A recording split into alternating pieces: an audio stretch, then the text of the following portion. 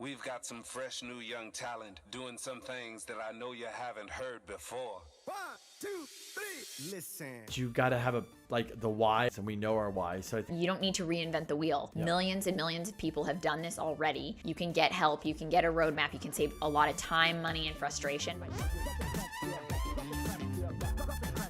Welcome to the Value Add Podcast with K&K. Welcome back to another episode of the Value Add Podcast with K&K. Kenny and I sat down to talk about one of the most important topics. That is the biggest investment you can make, which is yourself. So if you are interested in maximizing your income or building a business, you're going to want to tune into this episode. Warren Buffett said, invest in as much of yourself as you can. You are your own biggest asset by far. Jim Rohn said, don't shortchange yourself when it comes to investing in your own better future. Look, in 2020, if you aren't working on building a personal brand, you're already behind. The world of social media is changing the way people do business, the way they decide who they're going to work with, and what companies they're going to work with. And whether you like it or not, the most successful people are the most known. That's why we asked Rory and AJ Vaden of Brand Builders Group to sit down and talk with us about investing in your personal brand. Rory is a New York Times best-selling author of Take the Stairs. He's a two-time world champion of public speaking finalist and a TED Talk speaker. He was recently named as one of the top 100 leadership speakers in the world by Inc. magazine, and he's been featured in the Wall Street Journal, Forbes, CNN, Entrepreneur, Inc., Fox News, and a ton of other media outlets. AJ is an international speaker, entrepreneur, and top brand strategist. Together, they own the Brand Builders Group, and they also host the influential personal brand podcast that has over 1 million downloads. At BBG, they've worked with celebrities like Lewis Howes and Kevin Harrington of the Shark Tank. And they also work with people who are just starting out and want to build a brand and want to develop more influence. So we've been working with Brand Builders Group for almost a year now, and we've been working on building our personal brand. And, we've worked with a lot of other companies and people, but nobody's really brought it together the way that Brand Builders has.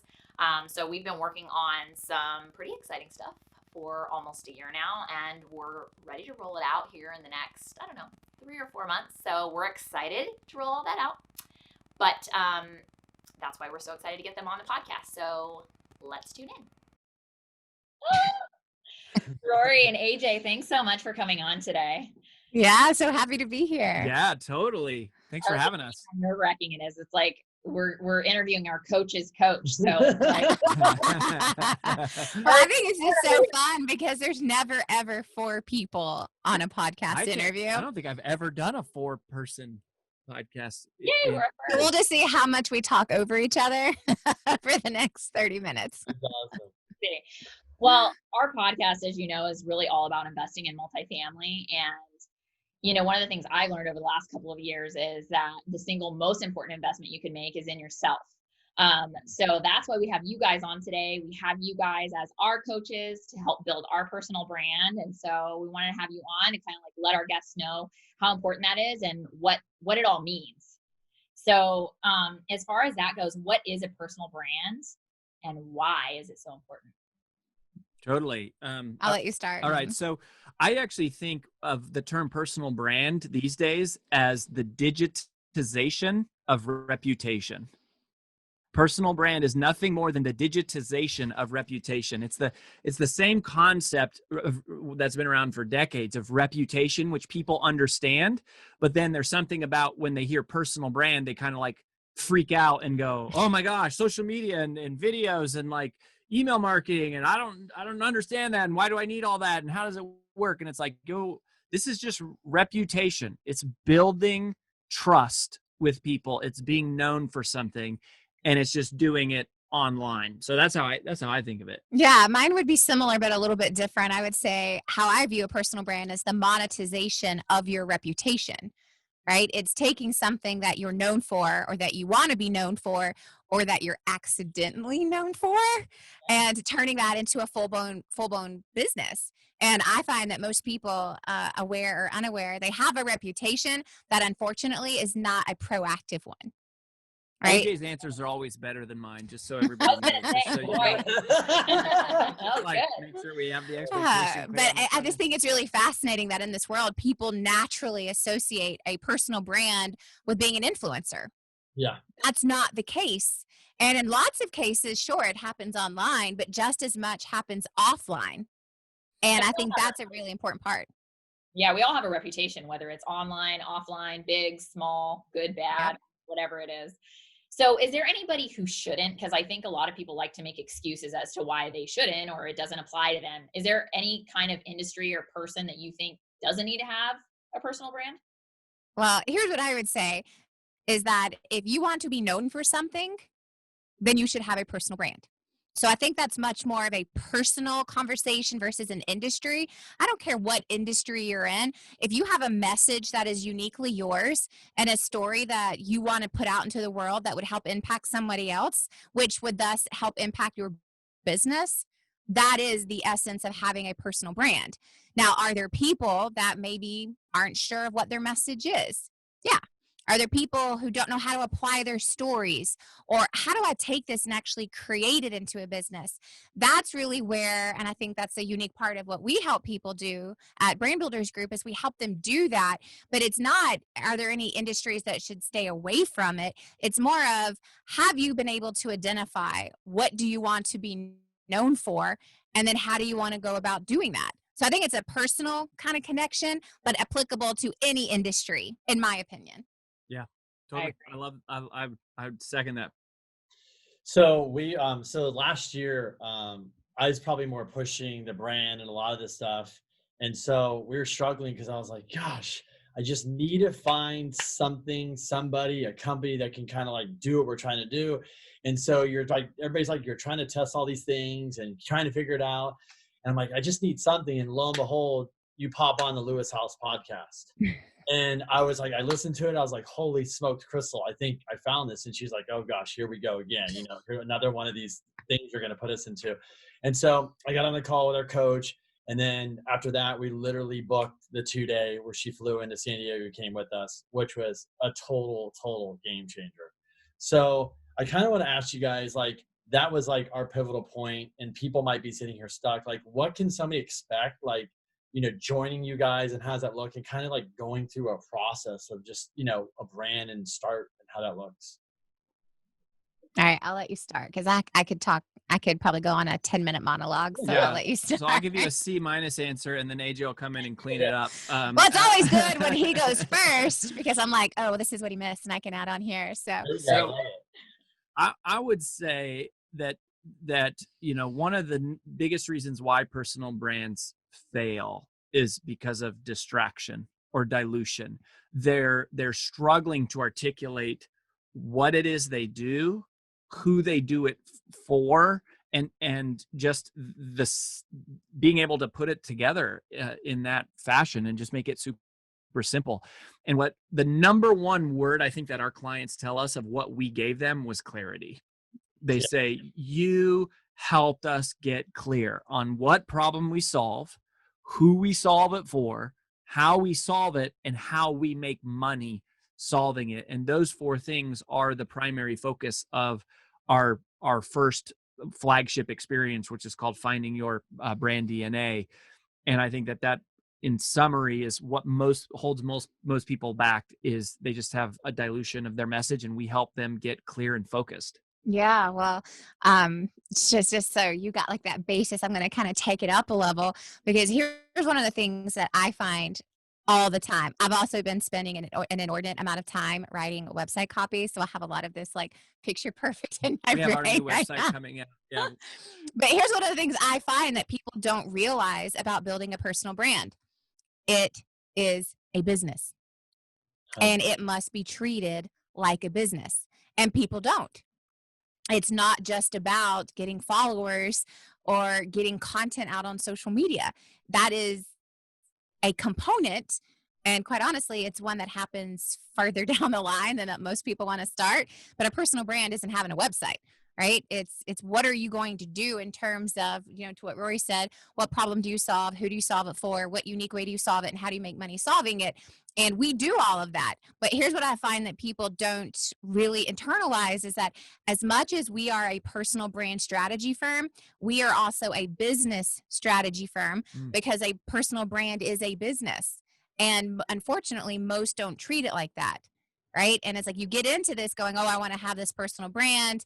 And it's like that's where I think the confusion of, oh, personal brand means influencer. No, it doesn't. Yeah. In fact, I would say 75%, maybe more, of the people we work with are not in an influencer category. Oh yeah, way more. Yeah, Like I bet probably like 10, 85%. yeah, probably only like 10 or 12%. Like these are people who are building a influencers. personal brand to grow an established business, right? So they are a real estate professional, they're an investor, they're a doctor, they're a dentist, they're an author, they're a whatever. But now they're like, okay, I have to figure out how am I going to take this machine and grow it based on what I believe in, what my message is, and reaching a unique and specific audience. But then from there, it's okay, now this is taking off. What's the infrastructure I need to grow and scale this business? Because it becomes a business. And I think that's a huge part of what so many people neglect and negate, that we spend an enormous amount of time on, because at some point, every personal brand has the opportunity to turn into a full-fledged business in additional to whatever revenue stream you built it on in the first place. I was going to say earlier when you said who shouldn't build a personal brand, the one thing I was going to say was someone who doesn't want to treat it like a business, right? I mean, if you're going to do it socially, fine. But it's like when you get in, and you guys can probably speak to this, we've got 12 whole parts to our whole curriculum that we take people through. And they often go, wow, I had no idea how sophisticated this was and how systematic it was, but how much it is to do this right. And, you think of the people like you mentioned, Lewis Howes, just someone that we've worked with. He's our oldest client. I mean, really, he really is. Yeah. He's our very first patient person, zero. Patient zero. That's really good. And I think you go, yeah, Lewis is amazing. He's talented, but they've also been doing a lot of things right behind the scenes for a really long time that people It's a full ecosystem. they don't understand the full ecosystem of what it takes. And that's good news, because it's not luck. It's not fame. Yeah. It's not, I hope I go viral. There's a systematic set of processes and procedures that you can follow to get clear on your personal brand, and then to build it into something that makes a lot of impact, and then, hopefully a bunch of money too. Mm-hmm. That's always a nice side effect. I agree with you though about like it really is its own business, and that was why we got in touch with you guys, because it was like we're kind of doing this halfway, post here, post there. Okay, I'm going to do it every day, and then you get busy the next day and you don't do it, and then there's so many other aspects to it. It really is a business. But then there's a strategy behind it too. That's the biggest thing you get from you guys. It's like there's so much strategy behind a lot of different things, which is a game changer. So Rory, you had a quote that we might have got it wrong, something like this, that I love. The biggest problem in your business is not a lack of revenue; it's a lack of reputation. Mm-hmm.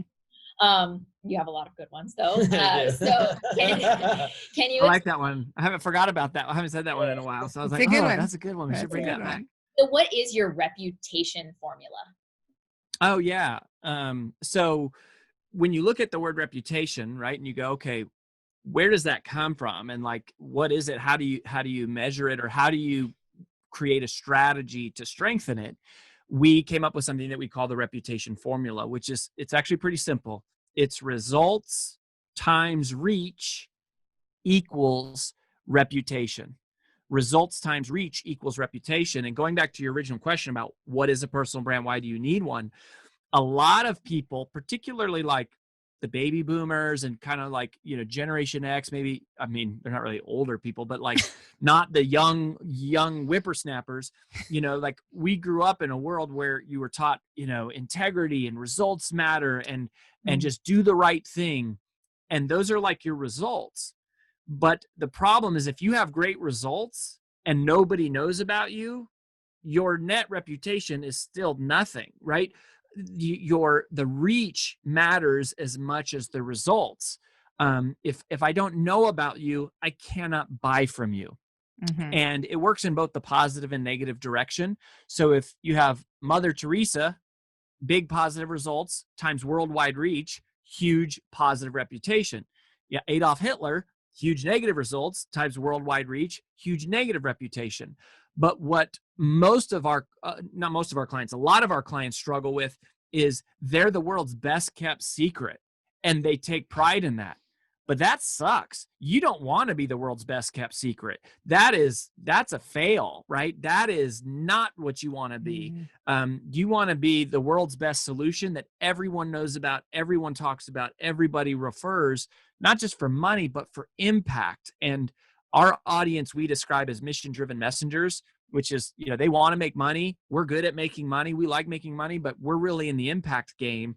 And it's going, if no one knows about you, you're not making money or impact. I mean, I think to that point, regardless of generation, so many people focus on, the business component in terms of, well, what's the product, right? Like a great example is we help tons of people write and launch books, right? It's a huge part of what we do. And, we talk about this all the time that, writers write, editors edit, publishers publish, distributors distribute, and nobody sells. So you could have the most life-changing book in the world and nobody would even know about it because no one is focused on the reach part. How are you going to market it? How are you going to increase awareness? And you could take that exact same concept and apply it to any business, any product, anything. And that's like sometimes you spend so much time on the content at hand or the business model at hand or the, the widget or the whatever you want to sell, right? But then you forget, oh yeah, there's an entire art and science to getting people to know about this thing. And they forget the entire reach component altogether. Yeah, I mean, I think of this as like, we always say this too, is a lot of us go in and we start our own business because let's say you're like a really good carpenter. So then you leave your company and you open your own business and then you realize, there's like bookkeeping and marketing and all these other things that you need to do, but you're just like a really good carpenter and that's all you want to do.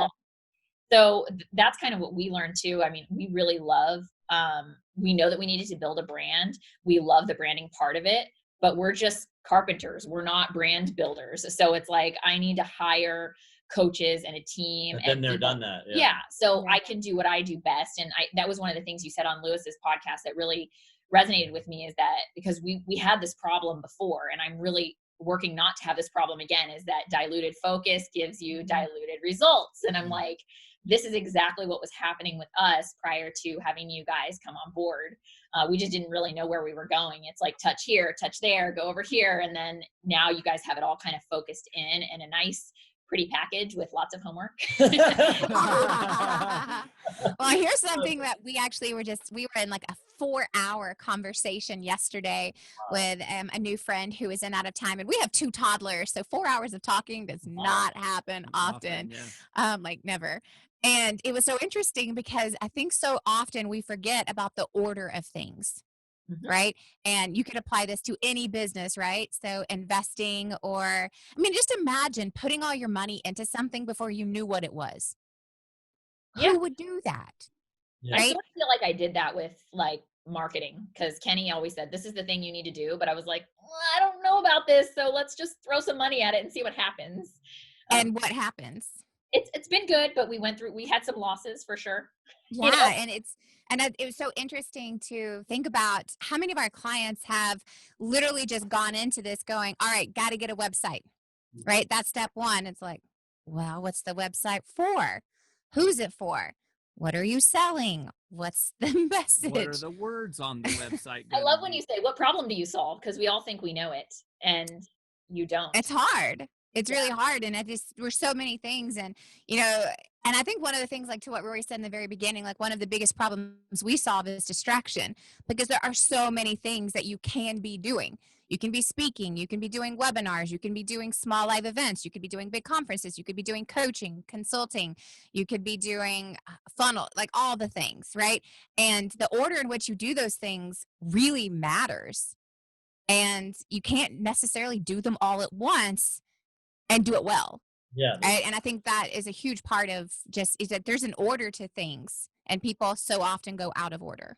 And I think that happens more often than not because like you said, we all think we need a website. So then you go hire somebody to make you a website and then you realize that the entire message is wrong because you didn't do that work up front. Like the 2-day deep dive that we did with Kristen was like he said, it really changed our business because it forced us to think and focus on things that we never stopped and thought about, because mostly you look at it and you go, well, that's hard. I'll just worry about that later. And then we'll just keep going on to the other things that are easy. I mean, when's the last time you sit still in a room for 2 full days with somebody going through every aspect? It's a game changer. That was one of the next questions we have is, we're sitting in there. The first thing is, okay, she writes, what problem do you solve? I was like, oh, that's easy. We just, we do loans for people. She goes, no problem. I go, yeah. She goes, that's not a problem you solve. And we're, diving down. Then we came to it in 30 minutes, which was pretty fast, I guess, is we solved the insecurity.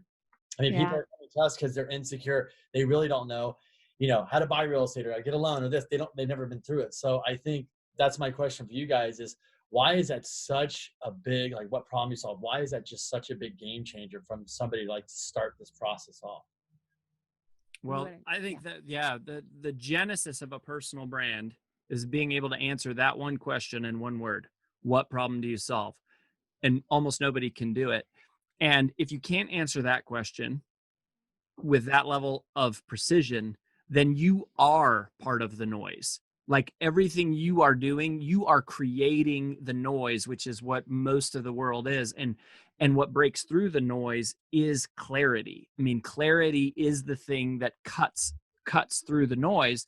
And so, and then the reason it matters is because we buy solutions to problems, right? Like when we think of spending money, like we all go, oh, I want a nice house or a nice car on vacation. But in reality, what we spend money on is like, if we get a flat tire, or if the water heater breaks, or if our kid gets sick, we find the money. We find the money to solve problems. We may or may not have money to pay for luxuries, but we find money to solve problems. And every business, every product, every person like who is advancing a message, you're going to get much further by marketing the problem than just the solution. And that's the thing is everyone is so quick to talk about like the answer and the solution. Yeah. But if you talk about the problem, it's like people are, bleeding. They're going, oh my gosh, that is what I struggle with. I do struggle to organize everything. I do struggle to figure out like what my message is and what my uniqueness is and how to how to find the words to describe what I do and how to focus on one business model and how to organize everything. That's the problem that we solve, right? Is this distraction and dilution of all the activities that people get sucked up into. And so when people hear us talk about that, they can quickly go, I have that problem. These folks are for me. Or they go, I don't have that problem. These folks are not for me. But you have to be an ambassador of the problem as much as you are an ambassador of the solution, because that's how you attract clients quickly. Yeah, I would just say like succinctly, so much of why we focus on the problem is the emotional connection that it provides to your audience, right? And if you take what anyone is selling, like, it's like real estate investing, for example, right? And you go to any different individual or website or anything, and they're going to talk about, well, this is how we do it, and this is how we help, and da-da-da-da-da. But at the end of the day, like if it's like, well, why would I pick you over the next group or the next group? It's because you said, listen, we get that there is a ton of feelings of self-doubt and insecurity when you're making decisions like this for the first time, right? And if you appeal to that emotional connection, people are going to literally go, you get me, you're my people. And I think a big part of discovering what problem you solve is also helping you decipher simultaneously, who am I built to serve by solving this problem? And it's like those things are two separate things, but they kind of happen simultaneously, because if somebody has insecurity in this process, then they're also probably in maybe some of the beginning stages of this. Maybe they've never done it before. And it starts alluding to this person that you want to serve, that you want to help. It's like, no, this is who we really want to be our client base and our customer base. And the problem is that first indication of who that person is. And I was going to say this a second ago before Rory started talking, but my favorite quote right now is from Henry Ford. And it's a Henry Ford quote that doesn't get promoted very often. And he says that thinking is the hardest work there is, which is why so few people engage in it. right? It's like thinking is hard work. It's that 2 days being locked in the room, it pushes you. hard work. Sometimes you're like, we're not going to be able to come up with this. It's like, no, we have to. You have to do this. Well, like, mentally, you just want to do what's easy. Like, let me just get the easy stuff off my plate first, and then I'll get back to that. But the problem is the easy stuff keeps coming. It just keeps piling up until one day you just Always. wake up and you never thought about the hard things because you had enough easy stuff to do. Yeah. I have a question for you guys too. So I think a lot of people that there's, because of now, I think especially with COVID and, people now realize, oh my gosh, online, maybe I'm even more behind. But why do you think people struggle so much with like just committing and do this? And maybe, one of the things I was going to say is like, even though we're in business together, she could agree, I could disagree. And I think some people are like, well, I want to do this, but my wife or husband's like, we're not going to spend the money. This is stupid. Like, and I'm sure you guys see this. What do you say to people like that when you're kind of dealing with this? Well, I'd say the number one reason why we see people don't get going is there's so much to choose from. They don't know where to start. Right? They don't know where to spend their time. They don't know what to do first. They don't know where to invest. Facebook ads? Is it funnels? Is it copywriting? Do I is need it my website? yeah, Is it my colors? Do I need brand guidelines? And then you hear all these people. It's like, okay, well, the new thing to do is a challenge funnel. And then you hear all these new things that all these people are talking about. And we find all the time, it's like people are comparing their step 1 to somebody else's step 100. Yeah. And it's like, no, you should not do a challenge funnel. You do not have a product. There's nothing for you to sell. What are you doing this for? And it's just so interesting where they get caught up in the bandwagon of like, they feel so far behind. They're trying to do step 100 before they do steps 91 through 99. So I find that most people who don't get started is they don't know what to do. They feel overwhelmed and they don't know where to start and they don't know where to spend money or what resources they should be doing. And a lot of times I would say too, is a lot of people don't want to do the strategy work. They want a pretty website. Yep.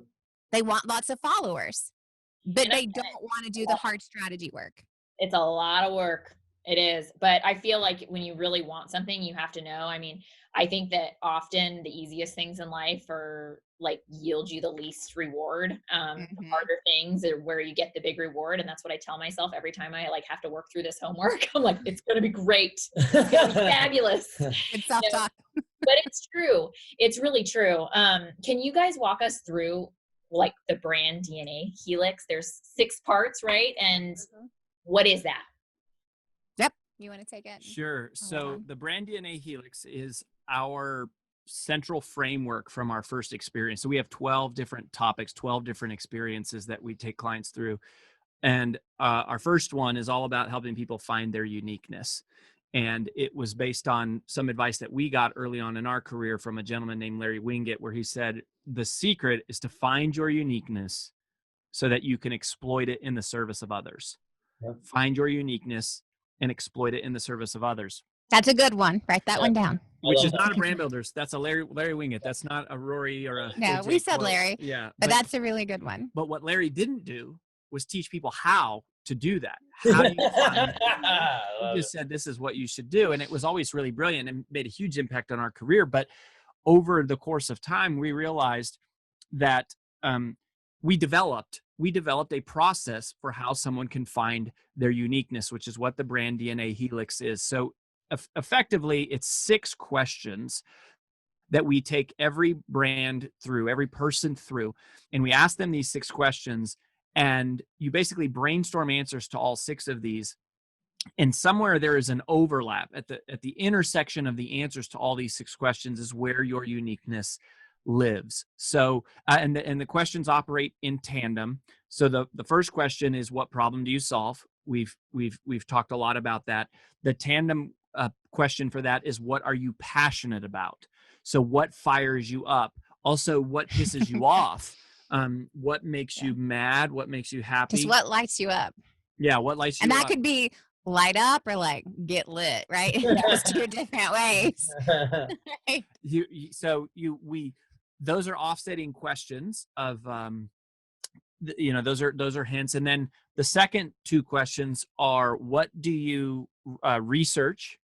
And then what do you have results in? So experience And versus education. like expertise, like experience is like that firsthand, like I've been there, done that, versus the expertise, which is a little bit more like academic, like research components. And the inside of that, it starts to address who. Those start to point to who you are best positioned to serve. And one of the things that we've said is that you're most powerfully positioned to serve the person you once were. You're most powerfully positioned to serve the person you once were. And so we're looking at who was that and how did you get to be where you are, and through your results and your research, your education. So we look at those, and then questions 5 and 6 are related to the monetization component, which is something that we're very passionate about. It's a part of our uniqueness. Is it's actually one of AJ's spiritual gifts, is making money. And it's a great spiritual gift to be married to, just saying, sugar mama.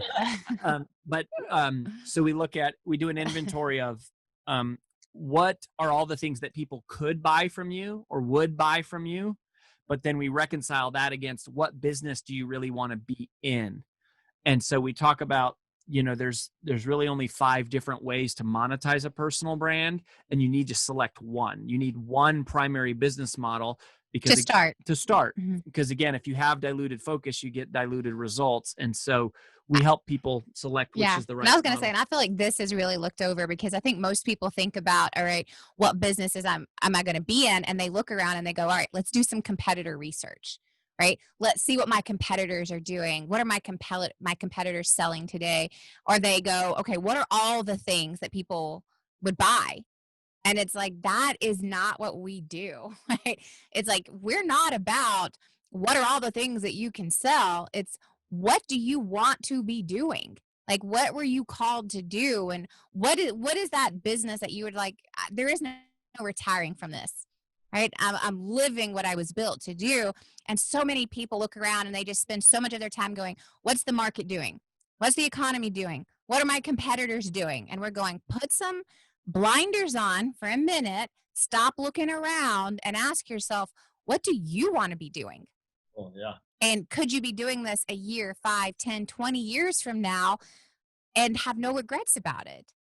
And I think that's a huge part of what we do that's just a little bit uniquely different. It's, we had a client one time ask, well, how do you resolve or reconcile the fact of, competitor research and competitor analysis? And I just sat there and I said, well, it's pretty much, if you're looking for a firm that's going to help you do competitor research, you just shouldn't work with us. Yeah. Because I don't really care what anyone else is doing. I care what you're doing. Love that. And It's I think really that's, Yeah, we had that training before about checking competitors, and it's a really dangerous road to go down, because you kind of get this analysis paralysis, and then you start being like, well, they're already doing it, so maybe I shouldn't do it. And then you start doing things that are just not you. Because I definitely went down that road a long time ago when we first started this. It's like, okay, well, what's everybody else doing? And then you're like, ugh, I'm just confused now. Yeah, and I think in some ways it's easier than doing that deep thinking work of who was I designed to be? Who was I created to be? What do I feel called to be? What makes me truly different? And how do I lean into that? Because some of those are scary conversations. They're vulnerable conversations. They're things we haven't spent a lot of time thinking on. And it's, to your Henry Ford quote, it's a lot of the hard work. And by the way, I would just say, if you're listening right now and you're going, I get this, I want some help thinking through some of this stuff, we actually do a free call with everybody that is serious about taking their personal brand to the next level. And if you really are serious, you can apply for a free call, and we'll put you through like a little kind of quick form.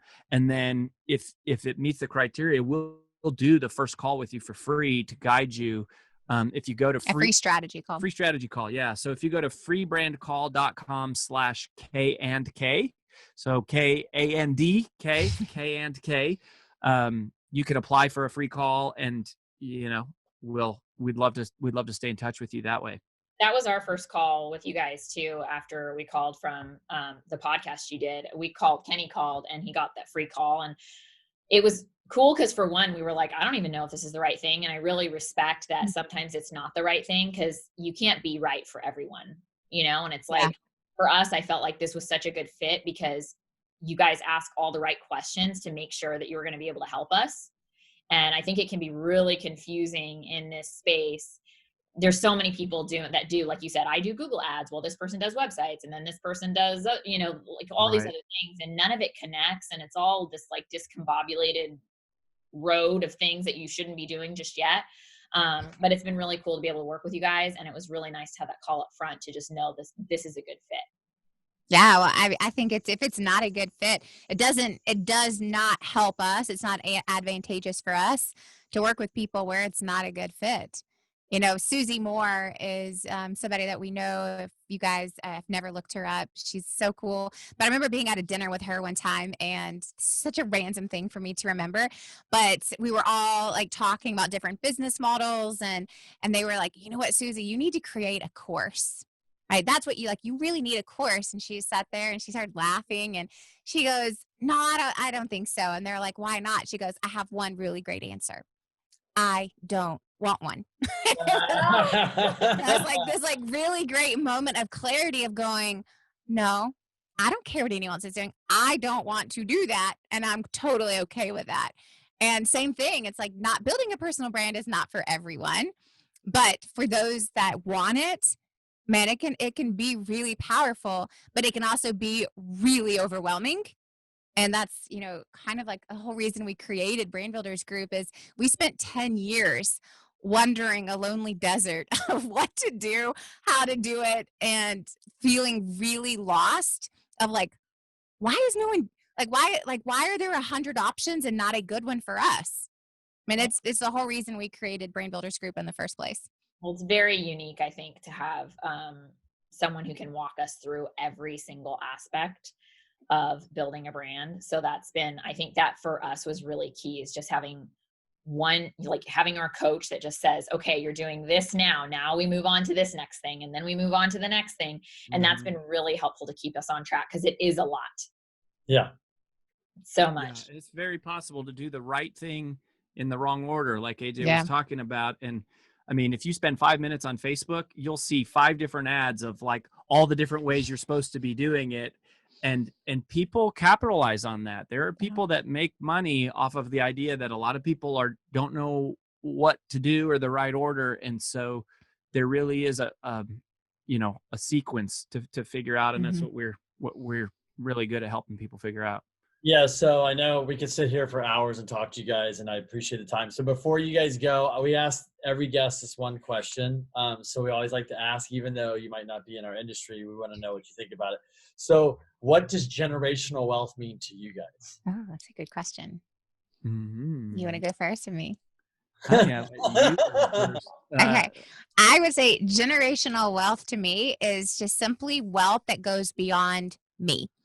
Right. And I don't think it's necessarily passed down through the generations, but Rory said my spiritual gift. I took this test this one time. What is your spiritual gift? And mine was making money. And I started cracking Hallelujah! up. Hallelujah! Yeah. And I thought that was really, really good, because, it's like we get a lot of people now and before where, it's like we're big into our faith, and it's like sometimes like money can really be seen as like this negative thing. And I'm like, I've never been able to understand that, because to me, generational wealth is that the money that I make is able to impact the generation around me and then way after me. It's creating a legacy that goes beyond just my family, but it's like, what am I doing with my money to create an impact that goes way beyond me or my kids or my husband?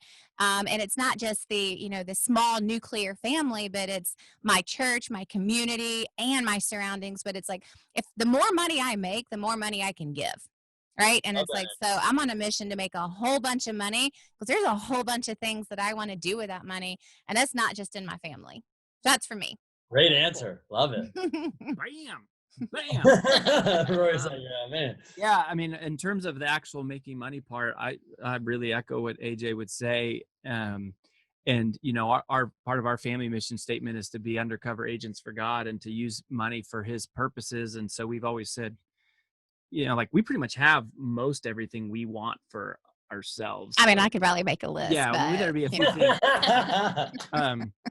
So, and when you ask the question, one thing that came up for me is that wealth is really time, and not just money. So money is a part of it, but to be able to make the kind of impact you want to make, and to be able to make the kind of income that you want to make, to give and do, and to acquire and do whatever you want to do with it.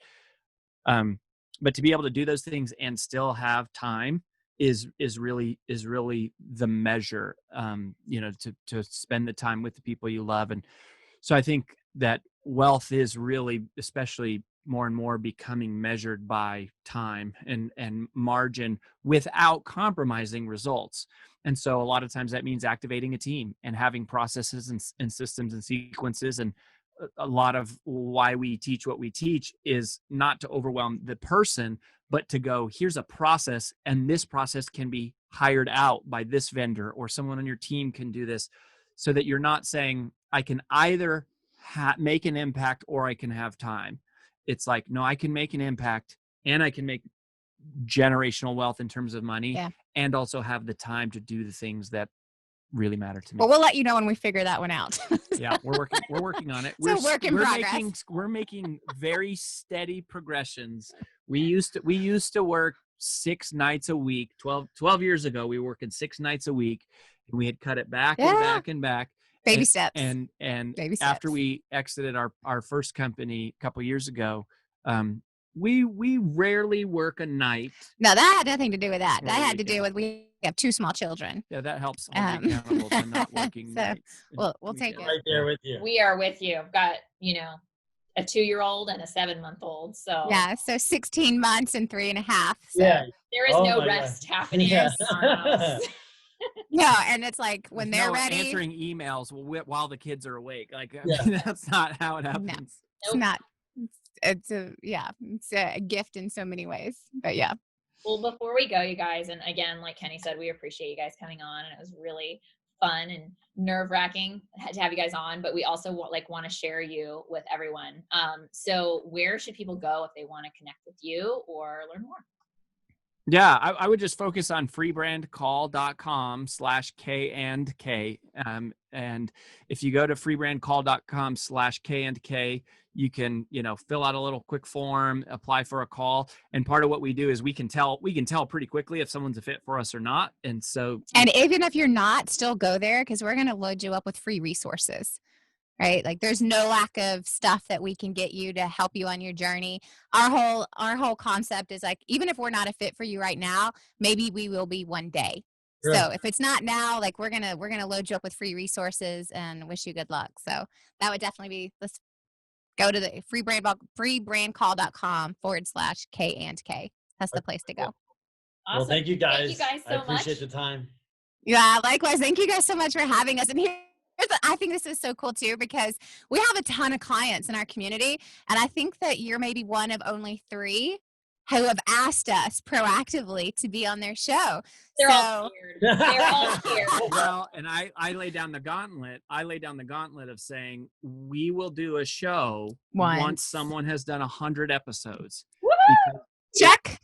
It's like, if it's not about like, oh, we have to be on the world's biggest podcast, because if someone's done 100 episodes, they're gonna have several hundred listeners at least. And to me, I don't see it any different versus standing on stage in front of a few hundred people, which we'd all be fired up about. Yeah. The podcast is the exact same thing. But if someone's not committed to the process of 100 episodes, it's like, hey, we want to support and reward the people who are committed to the process. And you two have been awesome. You have been awesome. The show is great. Totally humble and active. Like, you're doers, you're intelligent, you're kind, like you actually care about your community and the service that you're providing. Everyone should work with you. So we're proud to support what you're doing. Well, I appreciate you guys very much. Thanks for your time. Thank you guys. Have a good day. Bye. Okay, bye.